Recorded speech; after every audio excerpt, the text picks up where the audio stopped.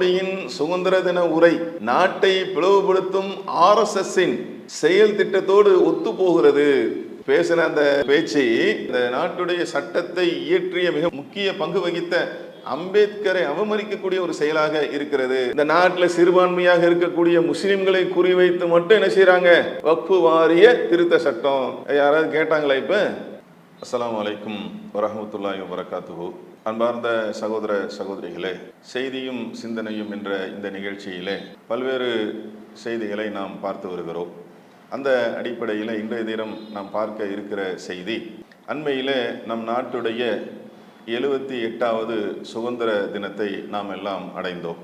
அந்த நேரத்தில் மாநில முதல்வர்கள், அதுபோன்று இந்த நாட்டுடைய பிரதமர் அந்த கோட்டையில கொடியேற்றி நாட்டு மக்களுக்கு பல நல்ல செய்திகளை சொல்லுவது வழக்கம். ஆனால் தற்போது டெல்லி செங்கோட்டையில சுதந்திர தினத்தன்று கொடியேற்றி பிரதமர் மோடி அவர்கள் நீண்ட நெடிய ஒரு உரையை நிகழ்த்தி இருக்கிறார்கள். அப்ப இது போன்ற சுதந்திர தினங்களிலே குறிப்பாக முக்கிய பொறுப்பு வகிக்கக்கூடிய பிரதமர் போன்றவர்கள் பேசக்கூடிய அந்த உரையில் பல்வேறு செய்திகளை நாட்டு மக்கள் மிக ஆர்வமாக எதிர்பார்த்து இருந்தார்கள். ஆனால் நடந்தது என்ன அப்படின்னு பார்த்தீங்கன்னா, பிரதமர் மோடி பேசக்கூடிய நீண்ட நெடிய உரையில குறிப்பிட்ட சில தகவல்களை நாம் சொல்வதாக இருந்தால், பிரதமர் மோடி அவர்கள் ஒரு கட்டத்தில் இப்படி தகவலை சொல்லுகிறார்கள்: மதம் சார்ந்த சட்டத்தோடு 75 ஆண்டுகள் வாழ்ந்து விட்டோம். சிவில் சட்டம் மக்களிடையே பாரபட்சத்தை காட்டுகிறது. எனவே மத சார்பற்ற சிவில் சட்டத்தை நோக்கி பயணிக்க வேண்டிய நேரம் இது அப்படின்னு சொல்லி ஒரு தகவலை சொல்றார். இந்த நாடு என்பது வேற்றுமையில் ஒற்றுமை. இந்த நாட்டில் பல்வேறு மதத்தவர்கள், பல்வேறு வகையான சிந்தனை கொண்டவர்கள், பல்வேறு விஷயங்களை பின்பற்றக்கூடியவர்கள். இந்திய நாடு என்பது அப்படி உருவான ஒன்று. இந்த நாட்டுடைய பிரதமராக இருக்கக்கூடிய அவர் தான் சொல்றாரு, 75 ஆண்டுகளாக மதம் சார்ந்த அந்த சிவில் சட்டத்தை எப்படி சொல்றாரு பாருங்க. கடுமையான எதிர்ப்புகள் எழுந்திருக்கிறது. இந்த சிவில் சட்டம் என்பது மதம் சார்ந்ததாக 75 ஆண்டுகள் நாங்கள் கடந்து விட்டோம்னு சொல்லக்கூடிய அந்த இடத்துல அப்ப இதை என்ன சொல்றாரு? மதம் சார்ந்த ஒரு சட்டம் அப்படின்னு சொல்லக்கூடிய அதை பல்வேறு தரப்பு மக்கள் என்ன செய்யறாங்க? அதற்கு ஏராளமான கண்டன குரல்களும் எதிர்ப்புகளும் எழுந்துள்ளது. என்ன காரணம்? இந்த நாட்டுடைய சட்டத்தை டாக்டர் அம்பேத்கர் சட்ட மேதை என்று அழைப்பார்கள். அவங்கெல்லாம் என்ன செய்யறாங்க? உட்கார்ந்து பல்வேறு கட்ட ஆலோசனைகள் செய்து இந்த நாட்டுடைய பூகோளத்திற்கு ஏற்றவாறு அனைத்து மக்களுக்கும் உரிமையை வழங்கக்கூடிய அந்த அரசியல் அமைப்பு சட்டத்தை வடிவமைத்து தந்திருக்கிறார்கள். அதைத்தான் இன்னைக்கு இவர் என்ன சொல்றாருன்னா, சுதந்திர தினத்துல நாட்டுடைய வளர்ச்சிக்காக பல்வேறு செயல் திட்டங்களை எதிர்பார்த்து இருக்கக்கூடிய மக்களுக்கு மத்தியில என்ன சொல்றாரு? இது 75 வருஷம் ஆயிடுச்சு, இனிமே மத சார்பற்ற பொது சிவில் சட்டம் இருக்குல்ல, அங்க நம்ம போகணும். அப்ப இதுல இவர் சொல்லக்கூடிய இந்த தகவலுக்கு எப்படி எதிர்ப்புகள் வலுக்குது அப்படின்னு பார்த்தீங்கன்னா, மிக அழகாக அதை எந்த அளவுக்கு சொல்றாங்கன்னா, இவர் அந்த நாட்டுடைய பிரதமர் என்று இதில் உள்ள மக்களுடைய அந்த எண்ணத்தை, அவருடைய சிந்தனையை இதெல்லாம் உள்வாங்கி பேசணும். ஆனால் அதை புரிந்து கொண்டாரா என்று தெரியவில்லை என்று சொல்லக்கூடிய அளவுக்கு கருத்துகள் வருது. அதில் மிக குறிப்பாக ராஷ்டிரிய ஜனதாதளம் கட்சியின் நாடாளுமன்ற உறுப்பினர் மனோஜ் ஜா அவங்க இது சம்பந்தமா கருத்தை சொல்றாங்க. மோடிஜி அவங்க 11வது முறையாக சுதந்திர உரையை நிகழ்த்தக்கூடிய அந்த நேரத்தில் தான் ஒரு பிரதமர் என்பதை புரிந்து கொள்ள தவறிவிட்டார். எதிர்கட்சிகளுக்கோ அல்லது உங்களுக்கு வாக்களிக்காத மக்களுக்கும் தனியாக பிரதமர் என்பது யாரும் கிடையாது. நாட்டில் மதச்சார்பின்மை என்பது ஒரு செயல்முறை, அதை அவசியம் உள்வாங்கிக் கொள்ள வேண்டும் என்று அவர் என்ன செஞ்சிருக்காரு? தெரிவித்திருக்கிறார். அதை அவசியம் அவர் உள்வாங்கணும். இந்த நாட்டில் மதச்சார்பின்மை என்பது ஒரு செயல்முறை, அதை அவர் உள்வாங்கணும். 11வது முறை உரையாற்றும் போது கூட தான் ஒரு பிரதமர் என்பதை புரிய தவறிவிட்டார் என்று ராஷ்டிரிய ஜனதாதளம் கட்சியுடைய நாடாளுமன்ற எம்பி என்ன செய்யறாங்க?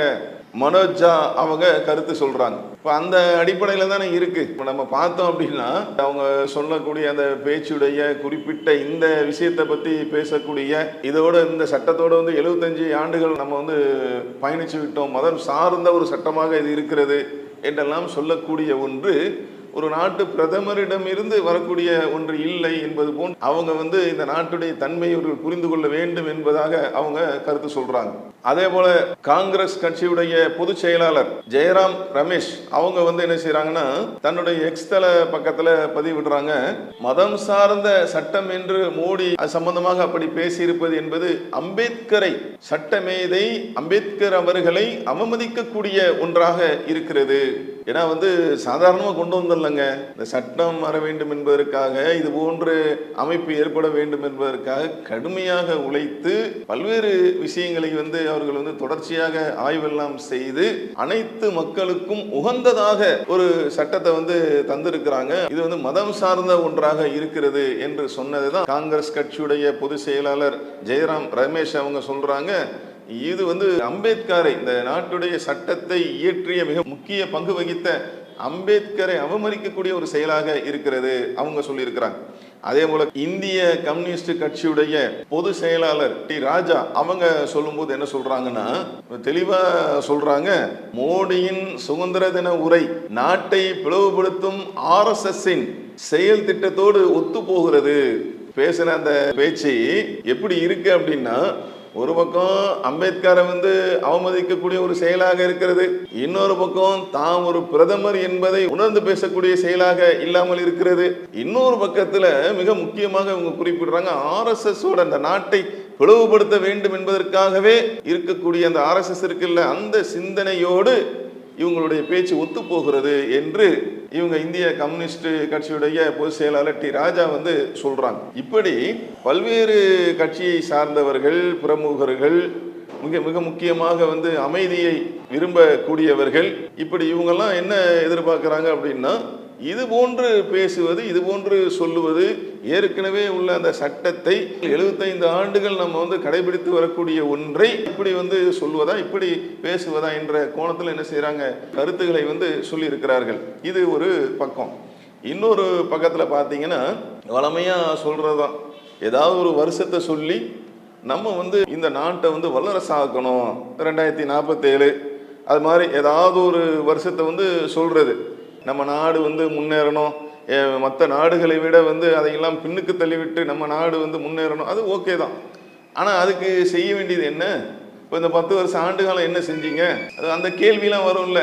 என்னன்னா அது குறித்தெல்லாம் மக்கள் யோசிக்கக்கூடாது. 47 அப்படி வரும், 37 இப்படி வரும், 27 அப்படி ஆகும்னு சொல்லி என்ன செய்யறது, ஏதாவது ஒன்று சொல்லக்கூடிய ஒன்று தானே சொல்றாங்க. அதனால தான் மக்கள் எல்லாம் அன்பாக சொல்லக்கூடிய ஒன்று, வாயிலி வடை சுடக்கூடிய ஒருவராக இவர்கள் இருக்கிறார்கள்.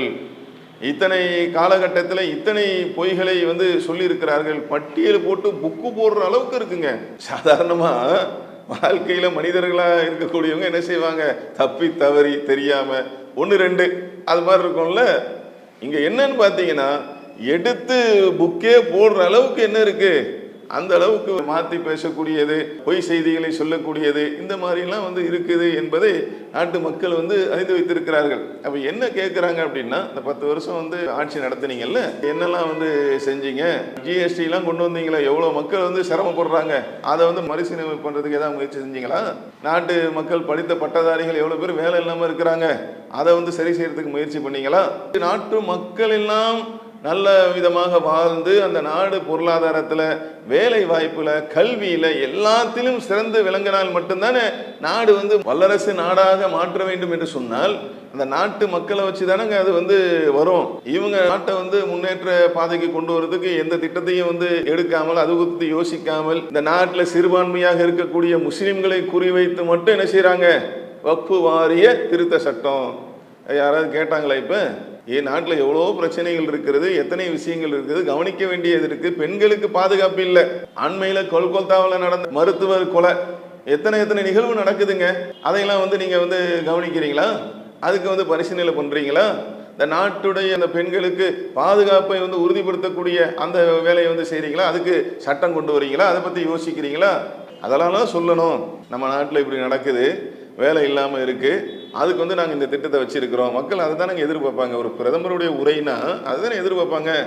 நம்ம நாடை முன்னேற சும்மா சொல்லிட்டு போறது இல்லை, 47 நாங்கள் இப்படி கொண்டு வரோம் அப்படின்னு சொல்லுவதில்லை. அதற்கான செயல் திட்டம் என்ன செய்ய போறீங்க? 10 வருஷம் கையில கொடுத்துருக்காங்களா மக்கள், இது வரைக்கும் நாங்க இப்படி செஞ்சிருக்கிறோம், இனி நாங்க இப்படி எல்லாம் செய்ய போறோம், அப்படி அல்லவா கொண்டு வர வேண்டும். அப்ப அந்த மாதிரி ஒரு தகவலும் இல்லாத அந்த மாதிரி ஒன்றாகத்தான் இருக்கிறது. அண்டை நாடுகள்ல அமைதி ஏற்பட வேண்டும். அண்டை நாடுகள்ல சரி, நல்ல எண்ணம் தான். உண்மையிலே ஒரு நாட்டுடைய பிரதமராக இருக்கிறாங்க அப்படின்னா அண்டை நாடுகளில் நல்ல வேணும். நம்ம கூட நினைப்போம்லங்க, பக்கத்து வீட்டில் கூட அவங்களும் நிம்மதியாக இருக்கணும், பக்கத்து வீட்டில் இருக்கவங்க நிம்மதியாக இருக்கணும்னா நான் என்ன உணரணும் அப்படின்னா, அங்கே ஏன் பிரச்சனை வருது, சண்டை வருது, அதுலேருந்து நான் ஒரு பாடம் படிக்கணும்ல. அப்போ தான் நான் அவங்களுக்கு அறிவுரை சொல்ல முடியும். என்னன்னு பார்த்தீங்கன்னா, அங்கே பிரச்சனை வருவதற்கே காரணம், மிக முக்கியமான காரணம், அங்கே என்ன இல்லை, நாட்டு மக்கள் சுதந்திரமாக செயல்பட விடாமல் ரொம்ப ஆதிக்கம் செலுத்தி, வங்கதேசத்தில் நீங்கள் இலங்கையெல்லாம் பார்த்தீங்கன்னா என்னங்க பாடம் சொல்லுது, சர்வாதிகார போக்கு தானே. அது உச்சகட்டம் அடையும் போது மக்கள் எழுச்சி அடைந்து என்ன செய்கிறாங்க, அது ஒரு போராட்டமாக வெடிக்கிறது. இந்திய நாட்டில் எல்லா மக்களும் சுதந்திரமாக இருக்கிறாங்களா? எல்லா மக்களுமே நிம்மதியாக இருக்கிறாங்களா? குறிப்பாக சிறுபான்மை மக்களுடைய நிலைமை என்ன? இன்னைக்கு முஸ்லீம்களுடைய நிலைமை என்ன? மத வெறுப்பு பேச்சுகள் பேசப்படவில்லையா? பேசக்கூடியவங்களாம் நீங்கள் அடக்குனீங்களா? அமைதி நிலவணும், இங்கே அமைதி நிலவணும் அப்படின்னு சொல்லி நினைக்கக்கூடிய பிரதமர் மோடி அவர்கள் நம்ம நாட்டில் எத்தனை மாநிலங்களில் பிரச்சனை போயிட்டு இருக்கு. ஒவ்வொரு பிரச்சனையும் இன்னைக்கு காலகட்டத்தில் மதவாத பிரச்சனையாக ஆக்கப்படுகிறதே. அதனால எத்தனை உயிர்கள் இழக்கப்படுகிறது. இதையெல்லாம் சரி பண்றதுக்கு என்ன வச்சிருக்கீங்க? நாட்டு மக்கள் என்ன செய்யறாங்க, எதிர்பார்க்கிறார்கள்.